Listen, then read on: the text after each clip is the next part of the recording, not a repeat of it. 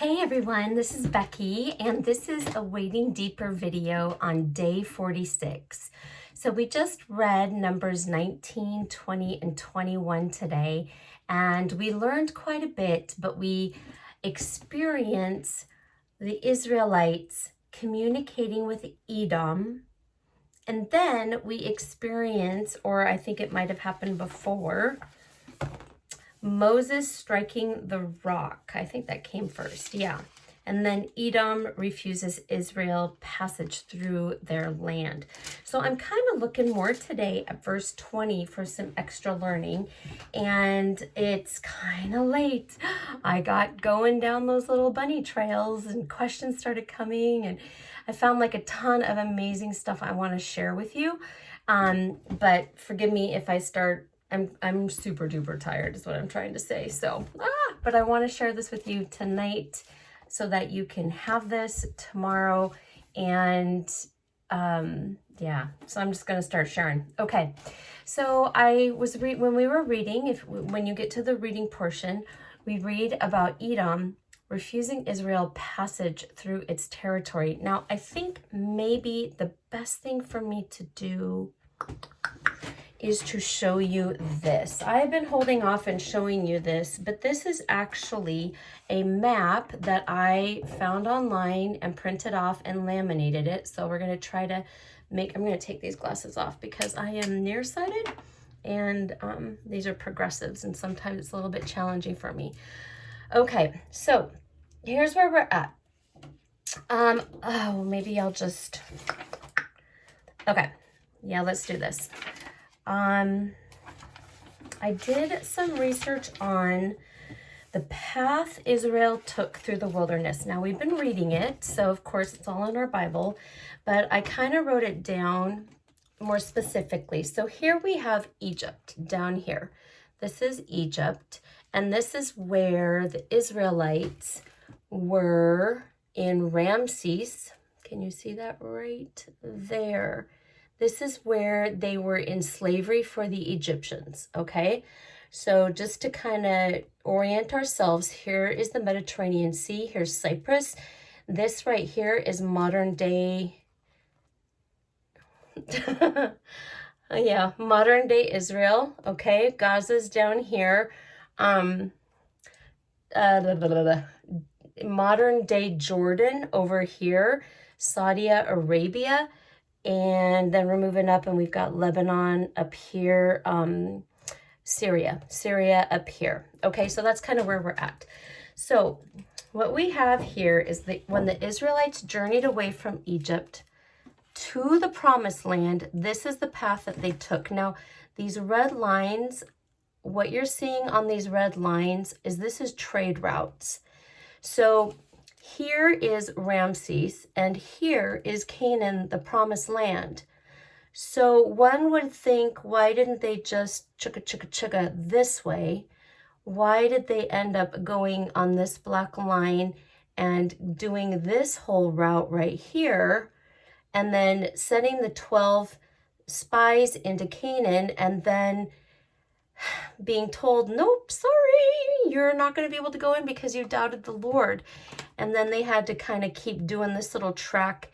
And it's actually mostly in this area where they wander for the next 38 years. I'm not sure why they didn't just go that route, but here's the deal. I think in that first year, God was really teaching them a lot. He gave them a lot. He gave them information. I think he was preparing them. Totally. I would agree. He was preparing them for what was going to come. And he was showing them all along the way signs and wonders. And he was calling them to rely on him for their daily bread, for their manna, for their water, for everything. I mean, he was kind of wooing them in the wilderness. Have you ever had a wilderness time? And in your wilderness time, you are wooed by the Lord to come into a more intimate and closer relationship with him because you have to depend upon him. You are more dependent upon him than in the times when everything is going fantastic and great.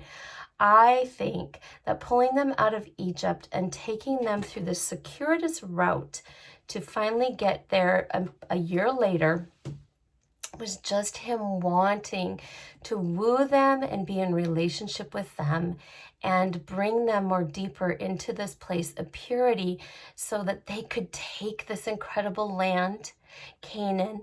They could go into this land that God had promised for generations to the Israelite people, to Abraham, Isaac, Jacob, and the 12 tribes, and have them be pure. Have them be dedicated to him and his holiness. Okay, that's kind of what I think. So here's what they do. They end up leaving Ramses.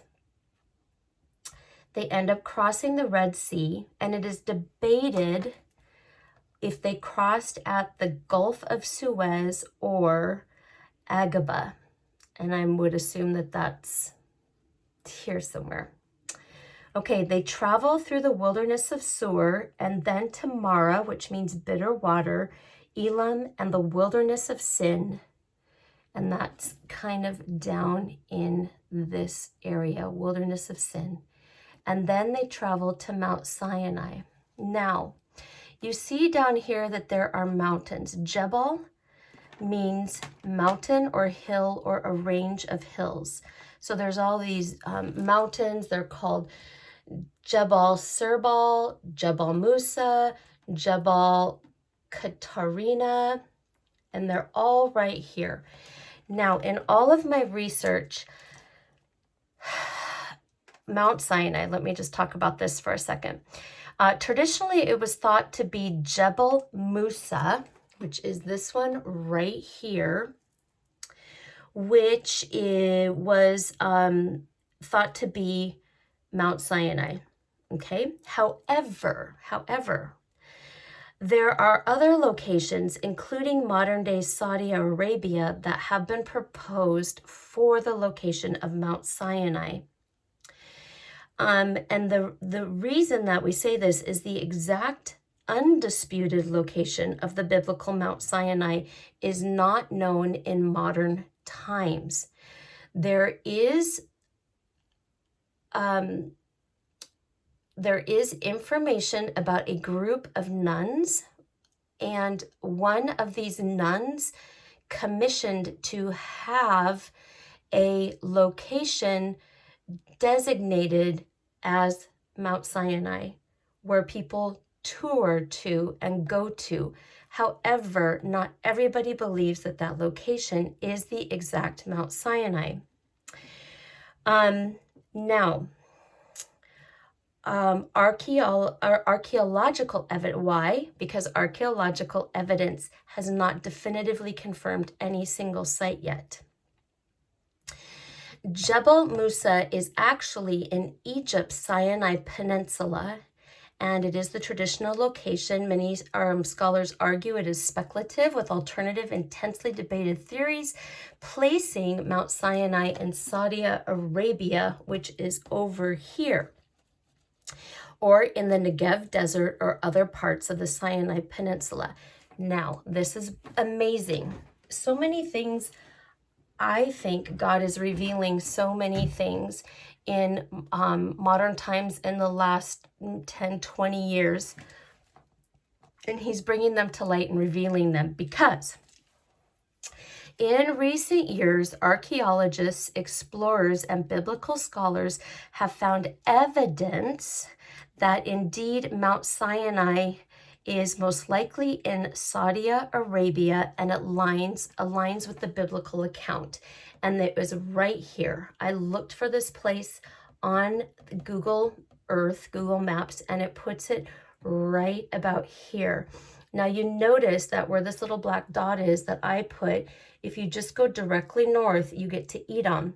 So if this is indeed where they received all of the information from the Lord, where God met with them on the mountain, where they received all the information about the tabernacle, the Levitical laws, everything, and then they start leaving and they go this direction. There's Kadesh Barnea. where they go as well. And we continue kind of on, I continue talking on their travels. But remember, they contacted Edom and they said, can we please just go through your land? And they said, nope, nope, nope, nope, nope. It is directly south of that. Now, you're saying to me, why do these biblical scholars, explorers, and archaeologists think that this is the location of Mount Sinai? Well, this is an interesting thing. It wasn't until recently that... Where's all my research here? I'm kind of skipping around now. I should have just read it. It wasn't until recently that Saudi Arabia opened up for tourism, which then really has helped. When I say recently, I mean in modern times. I should have Googled that. I meant to Google that. When did Saudi Arabia open up for tourism?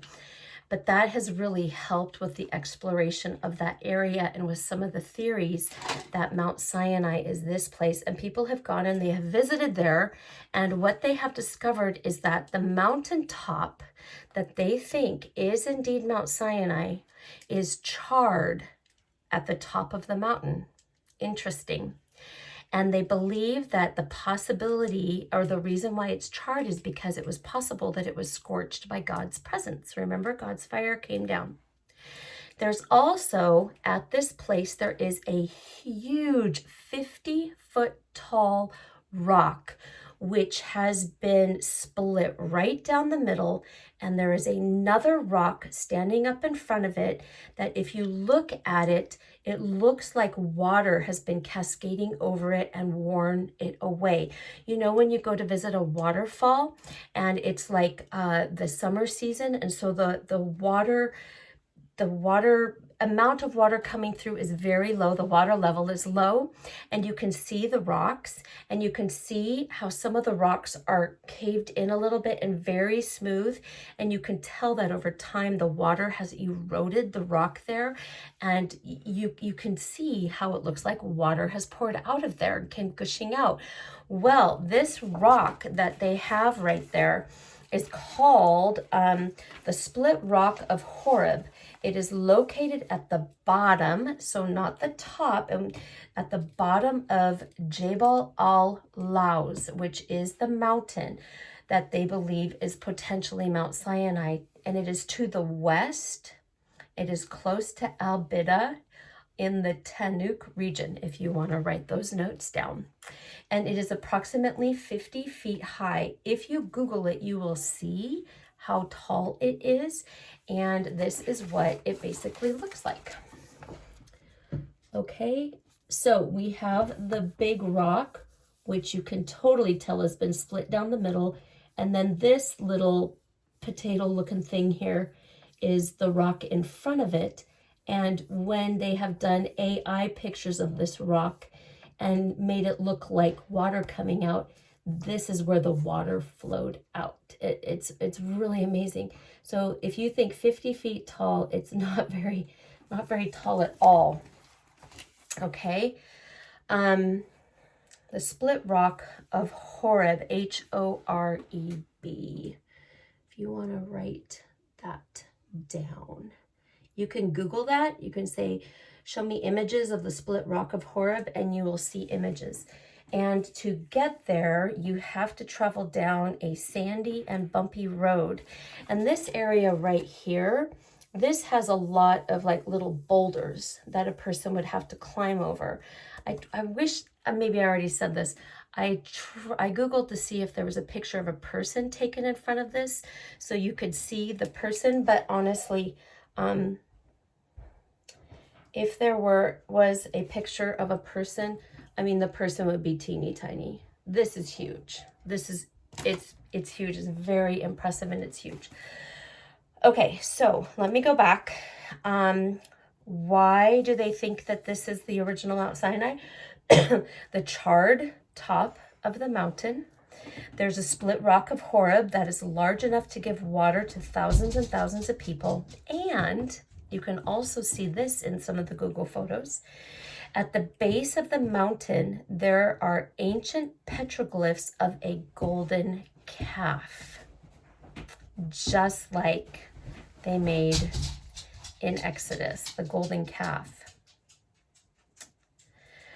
Okay, now let me go back. The Israelites' journey from Egypt, leaving Ramses. Evidence is not differently confirmed. Recent years, archaeologists. Okay, turn the page. Okay. Oh, and there is a remnant of an ancient 12-pillar structure where animal sacrifices took place, also a possible link to the Israelites and Moses' wilderness. Now, Joel, Joel, Richardson, Richardson, he is an adventurer and a researcher, and he is the one who Christian News Broadcasting News, CBN Christian Broadcasting News, did an interview of him. Apparently, he spoke in a podcast called No Longer Nomads. I haven't listened to it, where he talks about this rock and this place specifically as being the potential site of Mount Sinai. Here it is. Saudi Arabia has finally opened up for tourists, thus allowing further examination of this claim. The Mount Jabal. Give me 1 second here. Jebel. You're being very patient. Jebel. Okay, forgive me. I spelled it incorrectly for you. Jebel, which means mountain. Al-Lawz is the name of the mountain. Al-Lawz, which I think is kind of interesting because Moses received the laws from the Lord up there. It's also called in English the Almond Mountain, Almond, Almond, which I also think is very fascinating because when God asked the people to put the staves in the ground, and then he would bud one of the staves to show which tribe was the tribe that he chose specifically to take care of the tabernacle. The staff bloomed, budded, bloomed, and produced almonds all overnight. Remember we read that? And here, this is called the Almond Mountain. I don't know. It just seems kind of coincidental to me. So back to the desert wandering. So then they go to Kadesh Barnea. Moving north from Sinai, they pass through Hazeroth, Zion Gerber, and they enter the wilderness of Paran. Oh, that's not helpful for you. Stopping at Kadesh Barnea. And I have to go to the other page. And then they wander for 40 years following the faithless report of the spies at Kadesh Barnea. They spend 38 years wandering in the southern region. So here's where they go. They go chug, chug, chug, chug, chug down here. Maybe they end up making it here. They cross over here. And then they come up here to Kadesh Barnea. There is a little, one of their little paths. I think when they finally go into Canaan, this is the path that they take to go into Canaan. And they look right there. So kind of this area is where they kind of tromp around for the next 38 years. Okay. But here's Edom. So let's just quickly review Edom. I hope that this is helpful to see this. I think for me it is super duper helpful. So I was like, well, let's review who Edom is, okay? So Edom is the biblical name for Esau, Abraham, Isaac, and Jacob. And Isaac married Rebekah, and they had two sons, Esau and Jacob. Remember, Esau also means red, and he sold his birthright for the red stew. So Esau was the firstborn of Isaac and the twin brother of Jacob, who later is named Israel. And this is the land where God gave him to live. Okay. He is the ancestor of the Edomites, who we read about. Now, Edom also refers to the nation of Edom and the rugged land of Mount Seir, located south of the Dead Sea. Goodness gracious, forgive me. So we have the Dead Sea right here, and this is south of the Dead Sea. South is down. In modern day Jordan. So this is where the country Jordan is, okay? I want you to notice the name Petra right here. Okay, now Petra is a very ancient civilization. It has an amazing history. And if you Google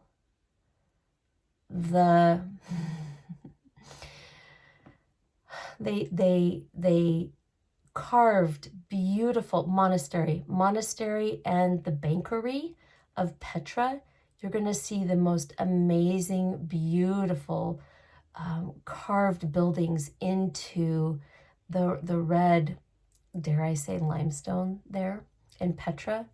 And there is some people think that in the book of Revelations, when it talks about the day where the Jewish people flee to the mountains from Israel, that there is a lot of talk that they might be going to Petra to live in the caves for a while the Antichrist is tromping around. Okay, we'll get to that eventually. Let me just finish up here. So the name Edom or Esau means red, and it originates from the red stew that Esau traded for his birthright. But the land of Edom, interestingly enough, sandstone. Okay, not limestone, sandstone. Their territory is known for red sandstone formations, and that also includes the city of Petra.